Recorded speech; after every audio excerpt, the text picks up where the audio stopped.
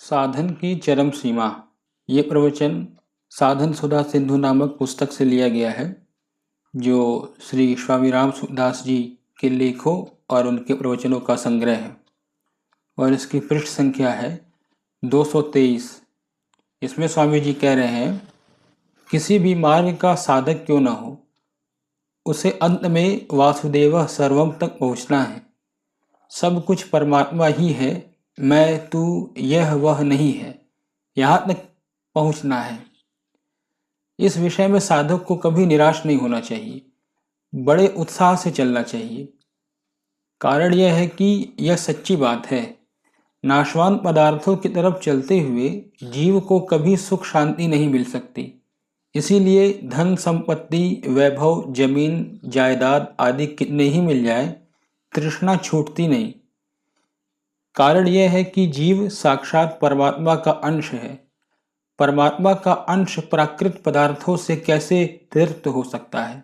भगवान ने गीता में कहा है, ममय वांशो जीव लोके जीव भूतः सनातनः। ये गीता के 15वें अध्याय का 7वां श्लोक है। इसका अर्थ है कि इस संसार में जीव बना हुआ आत्मा स्वयं मेरा ही सनातन अंश है। भगवान ने यहाँ ममांशः मम अंशः नहीं कहा, प्रत्युत ममैवांशः मम एव अंशः कहा। इसका तात्पर्य है कि जीव केवल भगवान का ही अंश है, इसमें प्रकृति का अंश किंचित मात्र भी नहीं है।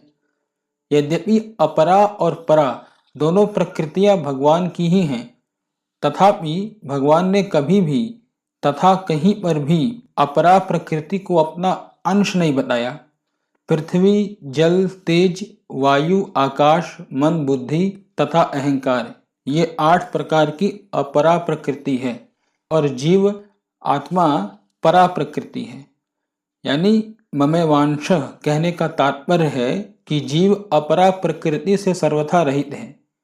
जैसे शरीर में माता और पिता दोनों के अंश का मिश्रण है, ऐसे ही जीव में भगवान और प्रकृति दोनों के अंश का मिश्रण नहीं है।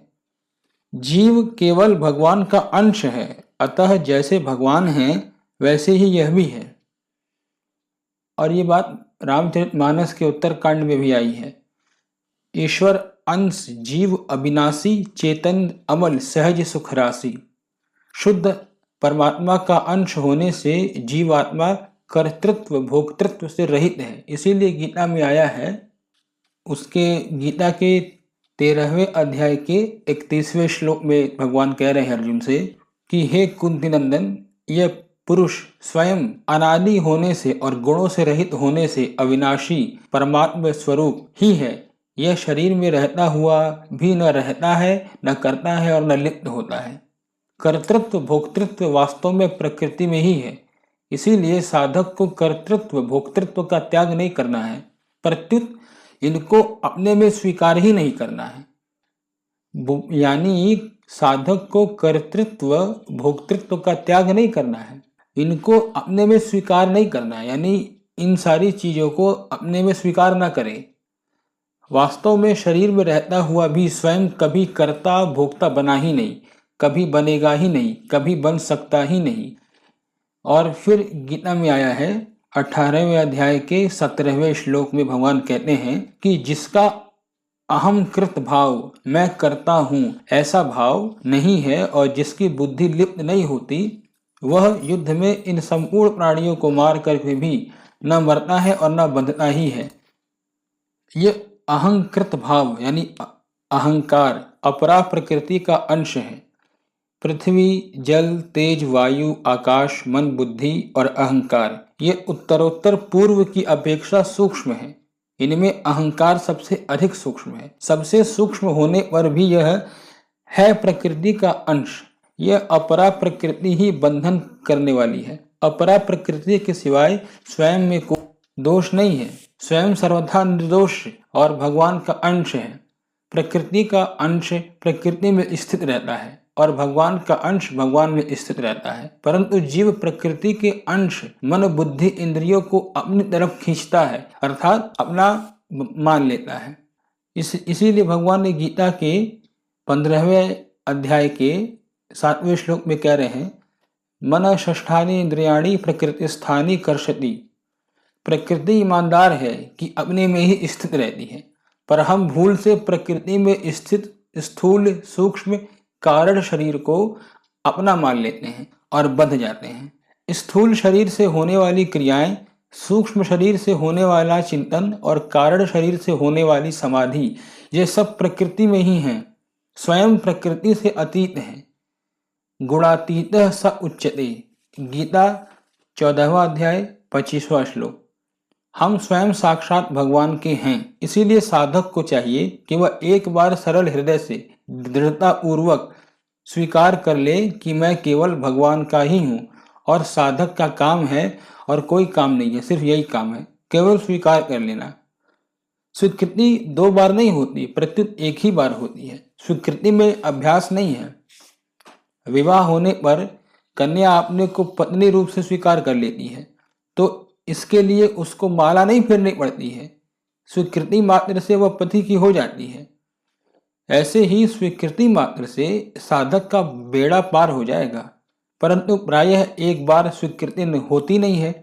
इसमें 2 कारण मुख्य मालूम देते हैं। पहला है अभ्यास का महत्व और दूसरा है भोग तथा संग्रह की आसक्ति, यानी हमारे पास पैसा रहे, ये रहे, वो रहे, इसकी आसक्ति। आज तक जितने काम किए हैं सब अभ्यास से किए हैं, इसीलिए अंतःकरण में यह बात बैठी हुई है कि परमात्मा की प्राप्ति भी अभ्यास से होगी।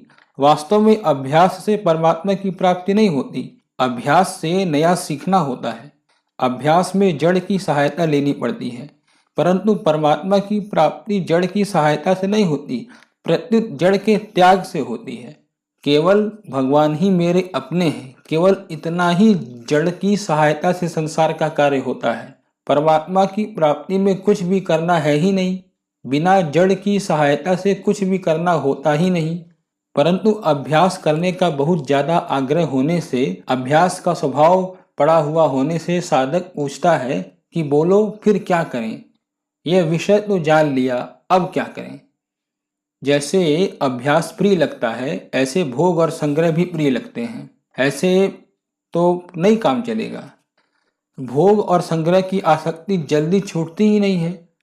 इस आसक्ति के कारण साधन में दृढ़ता नहीं आती है।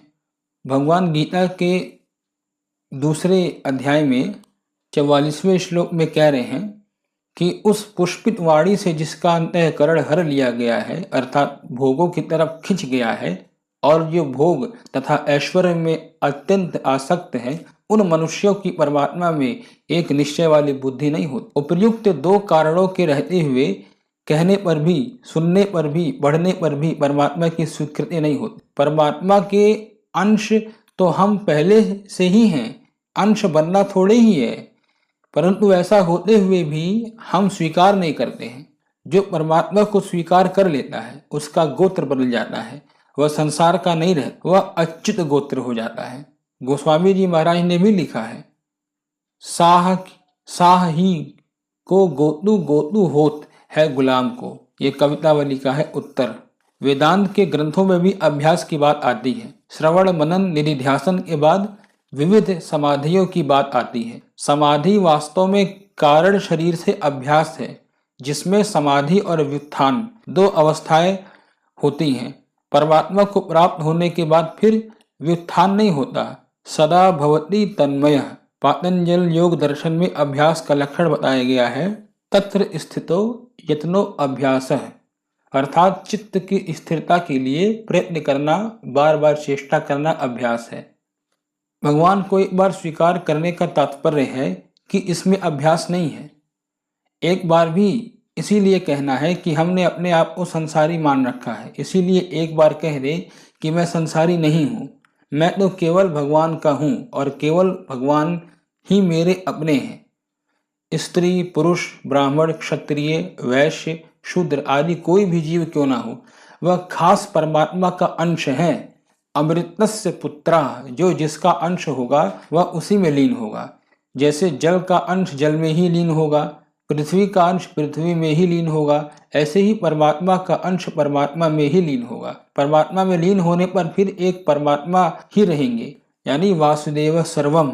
यहाँ वासुदेव शब्द पुल्लिंग में होने से वासुदेव सर्वः कहना चाहिए था, परंतु यहाँ सर्वः की जगह सर्वम कहा गया है, जो नपुंसक लिंग में है। अगर तीनों लिंगों सर्वः सर्वा सर्वम का एक शेष किया जाए तो नपुंसक लिंग सर्वम ही एक शेष रहता है। नपुंसक लिंग सर्वम ही एक शेष क्यों रहता है? नपुंसक लिंग के अंतर्गत तीनों लिंग आ जाते हैं, अतः सर्वम शब्द में स्त्री, पुरुष और नपुंसक सबका समाहार हो जाता है। गीता में जगत, जीव और परमात्मा इन तीनों के लिए पुल्लिंग, स्त्रीलिंग और नपुंसक लिंग इन तीनों ही लिंगों का प्रयोग किया गया है। इससे यह सिद्ध होता है कि जगत, जीव और परमात्मा ये तीनों ही सर्वम शब्द के अंतर्गत हैं। अतः तीनों लिंगों से कही जाने वाली सब वस्तुएं तथा व्यक्ति आदि एक परमात्मा ही हैं, यानी वासुदेव सर्वम। वास्तव में यहाँ सर्वम कहने की भी आवश्यकता नहीं थी, क्योंकि वास्तव में सर्वम की सत्ता ही नहीं है। क्योंकि गीता के दूसरे अध्याय 16वें श्लोक में भगवान कहते हैं नास्तो विद्यते भावः, एक परमात्मा के सिवाय दूसरी सत्ता है ही नहीं। अतः वास्तव में वासुदेव ही वासुदेव है, सर्वम है ही नहीं। परंतु हमारी दृष्टि में सर्वम यानी संसार की सत्ता है, इसीलिए हमें समझाने के लिए भगवान ने वासुदेव सर्वम पदों का प्रयोग किया है, अन्यथा सर्वम कहने की जरूरत ही नहीं थी। एक भगवान के सिवाय जो कुछ हम मानते हैं वह सब का सब बनावटी है, कल्पित है। असली चीज एक भगवान ही है, यही हम सबको पहुंचना है। धन्यवाद। यह प्रवचन साधन सुधा निधि नामक पुस्तक से लिया गया है, जो गीता प्रेस से प्रकाशित है, और ये स्वामी राम सुखदास जी के प्रवचन का था। धन्यवाद।